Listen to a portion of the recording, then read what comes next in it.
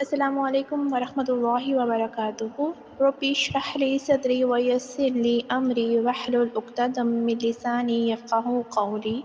رب زدنی علما، رب زدنی علما، رب زدنی علما، اللہم فقہنا فی الدین، آمین یا رب العالمین۔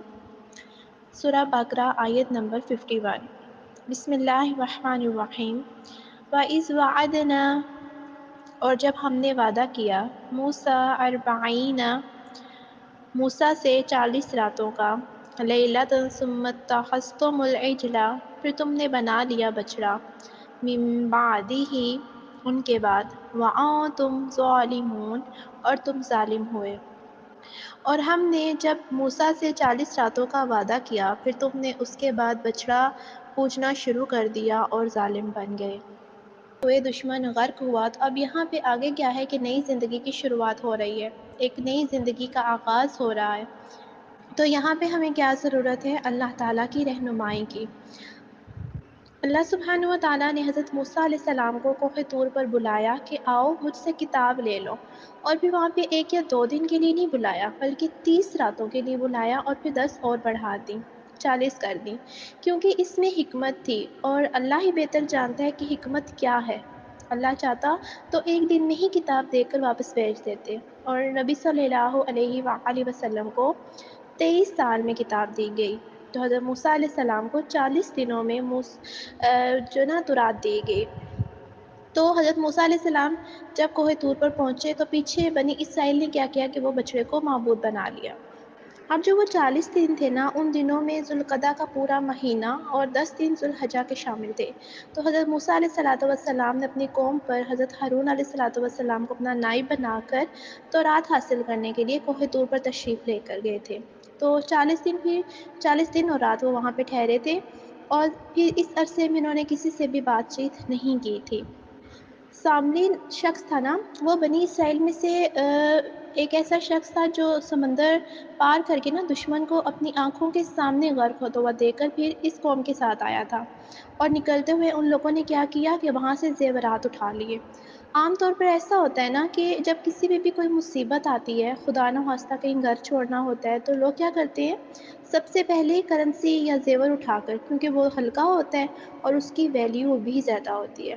تو جن لوگوں نے انڈیا سے پاکستان میں ہجرت کی تھی، تو ان کو بھی یاد ہوگا کہ انہوں نے بھی نا اپنے ساتھ گرفت نہیں اٹھا کر لائے تھے، بلکہ زیورات وغیرہ، اور یہ لوگ بھی نکلتے ہوئے نا اپنے ہاتھوں زیورات اٹھا کر چلے گئے۔ بہرحال بات یہ ہے کہ پھر عام زندگی میں بھی انسان زیور پر ڈیپینڈ کرتا ہے، یہ نہیں کہ یہ کسی اور جگہ مجھے بچا لے گا یا مشکل ٹائم میں میرا کام آ جائے گا۔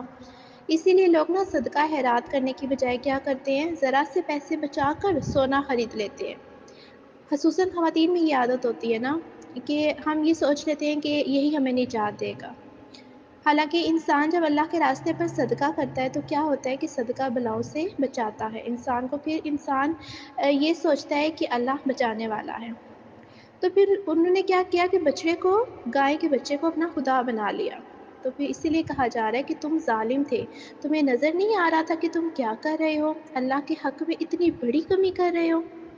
تو یہ جب بچڑے کی پوجا سٹارٹ کی تھی نا بنی اسرائیل نے، تو اس میں حضرت ہارون علیہ السلام تو جو آپ کے جو 12 ساتھی تھے نا، 12,000 ساتھی، وہ اس شرک سے پھر محفوظ رہے۔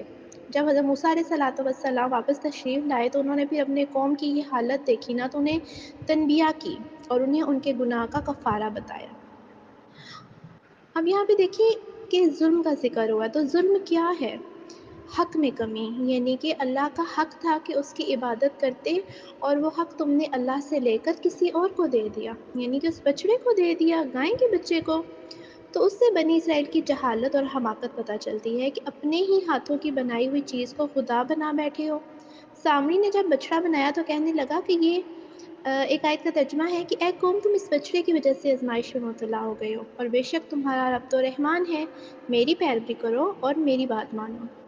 اس آیت سے ہمیں کون سی بات سمجھ میں آتی ہے کہ شرک بہت بڑا ظلم ہے، اور کچھ پانے کے لیے انسان کو قربانی کرنی پڑتی ہے۔ موسیٰ علیہ السلام رات کی خاطر 40 روز اپنی قوم کو چھوڑ کر، تو رات کی خاطر 40 روز وہ اپنی قوم کو چھوڑ کر وہاں پر رہے، کوہ طور پر رہے، بالکل تنہا۔ کیونکہ ان کے لیے یکسوئی چاہیے ہوتی ہے، سب کام چھوڑ چھڑا کر انسان اپنے گھر سے نکلتا ہے، قربانی کرتا ہے، پھر جا کر اسے کچھ حاصل ہوتا ہے۔ تو یہاں پہ ہمارے لیے اس میں کیا سبق ہے کہ کچھ سیکھنے کے لیے، کتاب پانے کے لیے کیا کرنا چاہیے؟ آپ دیکھیں کہ ایک کتاب تھی، اس میں لکھا تھا کہ آپ اس کو روزانہ پڑھیں، اور پڑھنے کا بہترین طریقہ یہ ہے کہ آپ اس کو مطلب اپنے مقرر وقت پر پڑھیں، ایک ٹائم مقرر کریں اور تب اس کو پڑھیں۔ تو بات یہ ہے کہ جب ہم پڑھنے کے اوقات مقرر نہیں کرتے نا، تو صحیح طور پر ہمیں چیز حاصل ہی نہیں ہوتی۔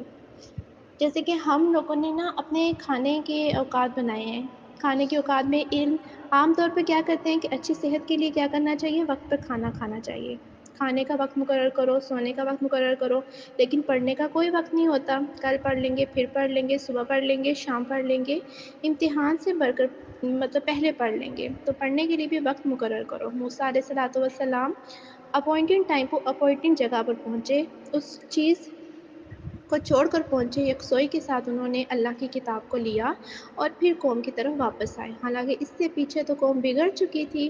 تو بعض اوقات ایسے ہی ہوتا ہے کہ جب آپ گھر سے جاتے ہیں نا، تو واپس کیا ہوتا ہے کہ کوئی نہ کوئی چیز خراب ہوئی پڑی ہوتی ہے۔ تو پھر جب حضرت موسیٰ علیہ الصلوۃ والسلام واپس تشریف لائے، تو انہوں نے قوم کی حالت دیکھی، تو انہیں تنبیہ کی اور ان کے گناہ کا کفارہ بتایا۔ تو جب انہوں نے حضرت موسیٰ علیہ الصلوۃ والسلام کے بتائے ہوئے طریقے سے توبہ کی، تو اللہ تعالیٰ نے انہیں معاف کر دیا۔ جزاک اللہ خیر۔